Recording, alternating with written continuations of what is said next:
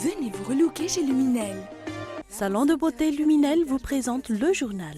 Luminel, osez être la plus belle.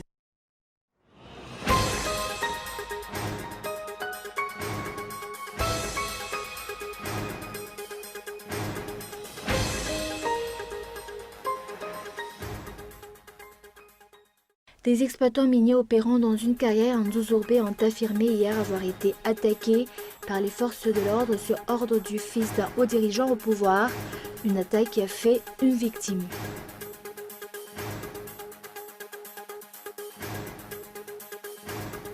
L'avion de zébu introuvable à Touliard, la grève des propriétaires d'abattoirs qui s'insurgent contre la hausse du droit d'abattage est à l'origine de cette situation.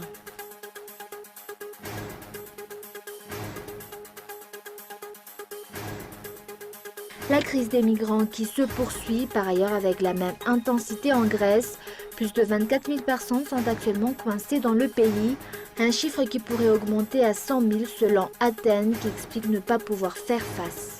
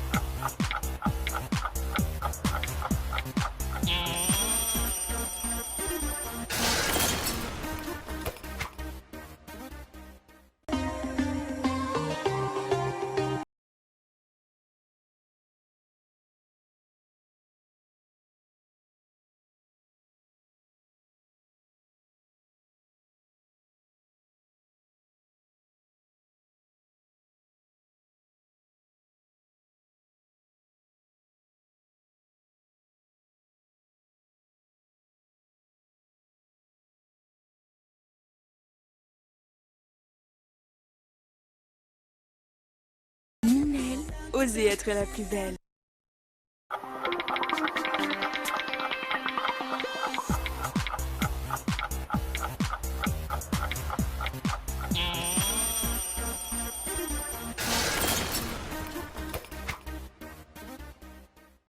Bonjour à tous et bienvenue dans ce journal.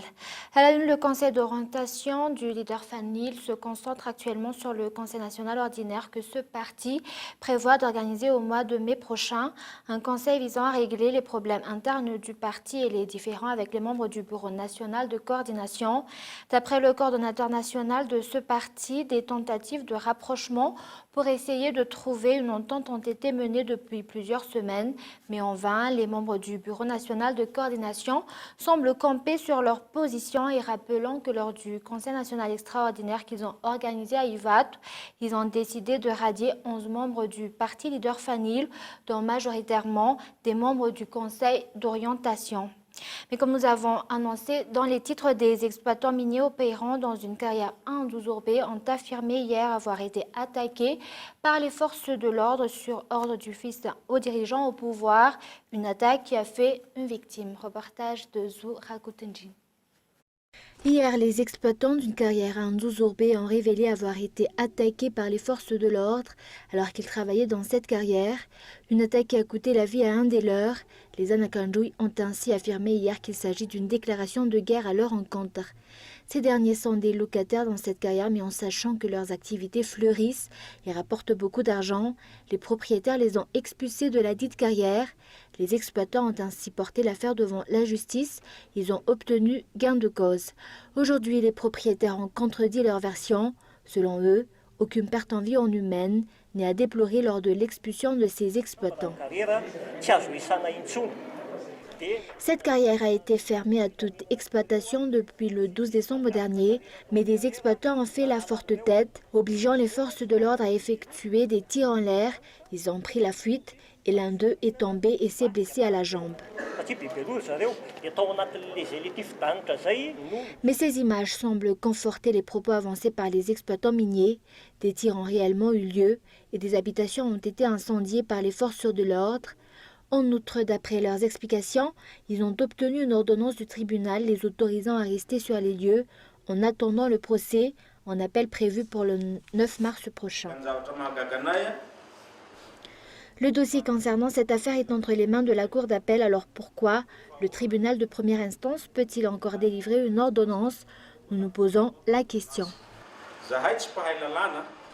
La réplique des propriétaires de la carrière a-t-elle quelque chose à voir avec le fait que le nom du fils d'un haut dirigeant au pouvoir est fréquemment cité dans cette affaire?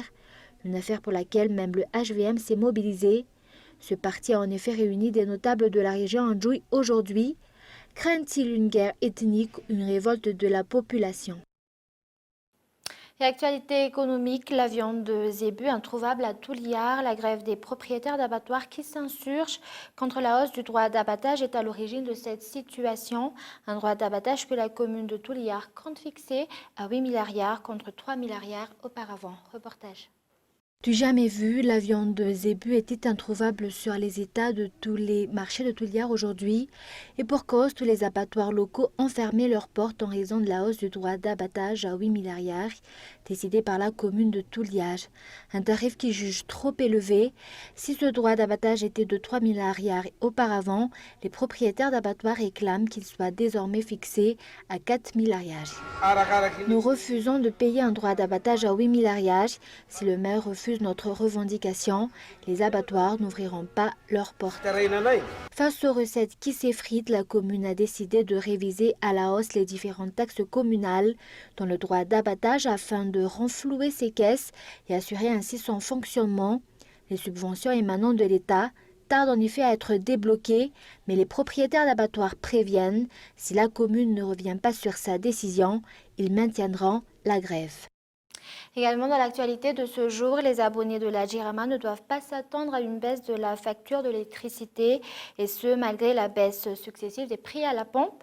Cette Société nationale d'eau et d'électricité se penche actuellement sur son redressement, a affirmé un responsable. Reportage. Les dépenses en carburant de la Jirama se chiffrent à 2 milliards par jour pour les quelques 600 groupes électrogènes répartis dans toute l'île. Rien qu'à Antananarivo, la centrale thermique d'Amboui-Manamboul consomme à elle seule 4000 litres de gazole par heure. Malgré les baisses successives des prix à la pompe, la Jirama ne pourra pas réviser à la baisse ses tarifs, affirme un responsable.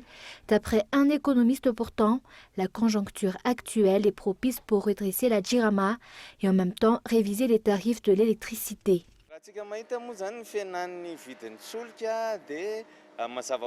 Nous constatons tous que les prix à la pompe ont plusieurs fois été revus à la baisse depuis quelques mois. Et comme la Jirama utilise du carburant en grande quantité pour produire de l'électricité, elle devrait souffler aujourd'hui car ses charges sont diminuées. Le Premier ministre qui vient de rentrer d'un voyage à l'étranger a affirmé avoir déniché des sociétés pouvant vendre le kilowattheure à prix réduit comparé aux tarifs actuels. C'est bien, mais il ne faut pas oublier que les sociétés ne pensent qu'à leur propre intérêt. La Jirama, elle, en tant que société d'État, a été créée pour satisfaire l'intérêt général. Ainsi, pourquoi ne pas profiter de cette baisse des prix du carburant pour redresser la Jirama?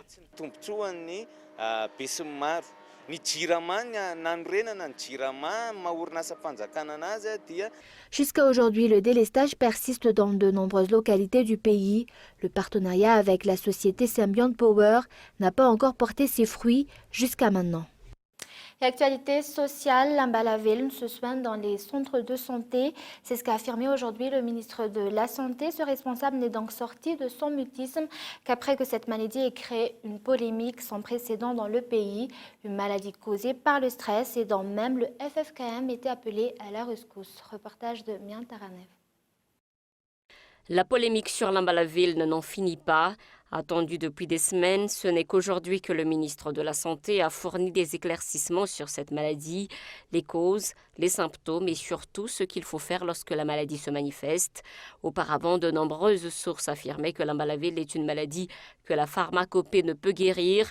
D'après le ministre de la Santé, pourtant, ceux qui présentent les symptômes doivent consulter un médecin. Je tiens à dire que c'est une maladie qui n'est pas mortelle, ce n'est pas le cancer, elle se soigne et la population ne doit pas ainsi avoir peur. Elle est causée par des troubles engendrés par la malnutrition ou encore des problèmes familiaux.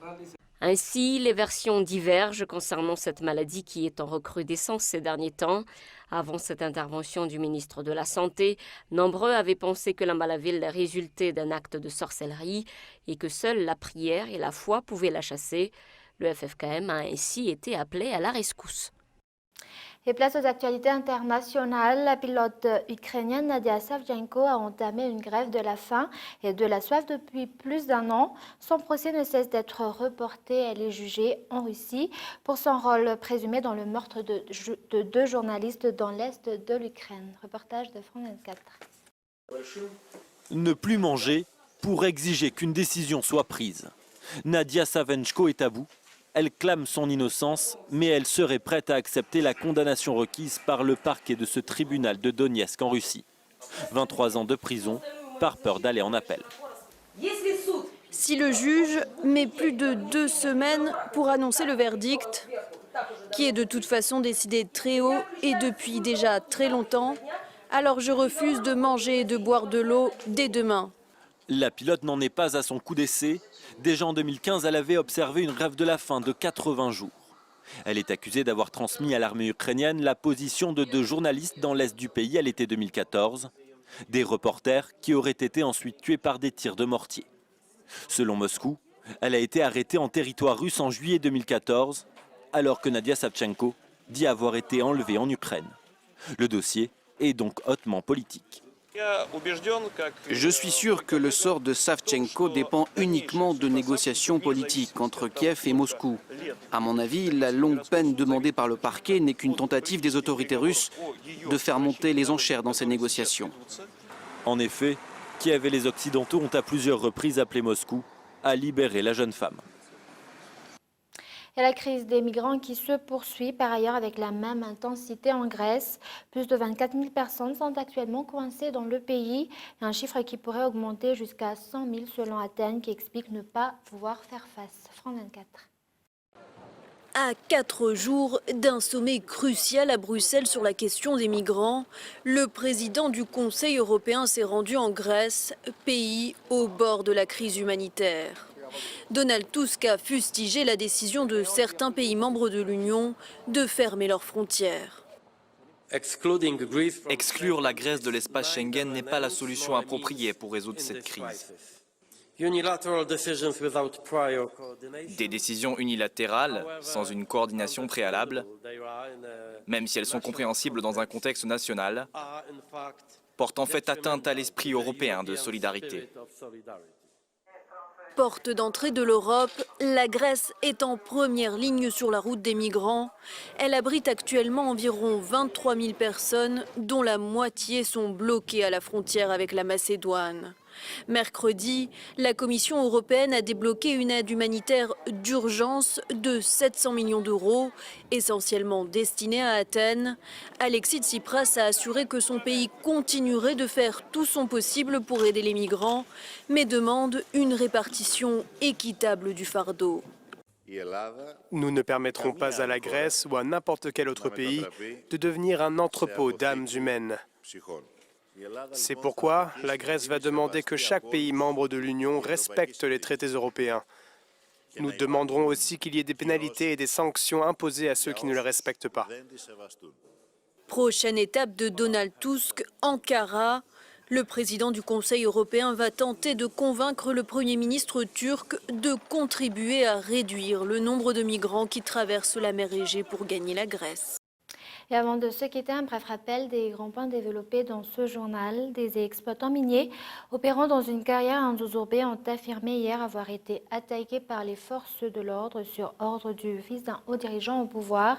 Une attaque qui a fait une victime et aujourd'hui, les propriétaires de la dite carrière ont démenti les révélations faites par ces exploitants. Et enfin, la viande de zébu introuvable à Touliard, la grève des propriétaires d'abattoirs qui s'insurgent sur une hausse du droit d'abattage est à l'origine de cette situation.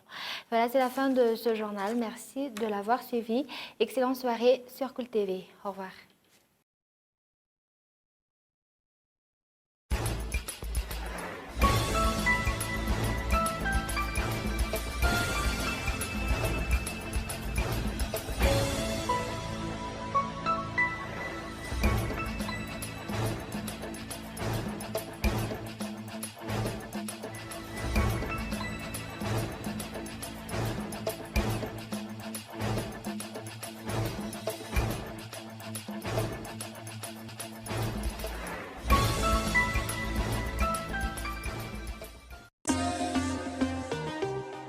Venez vous relooker chez Luminel. Le journal vous a été présenté par Salon de beauté Luminel. Luminel, osez être la plus belle.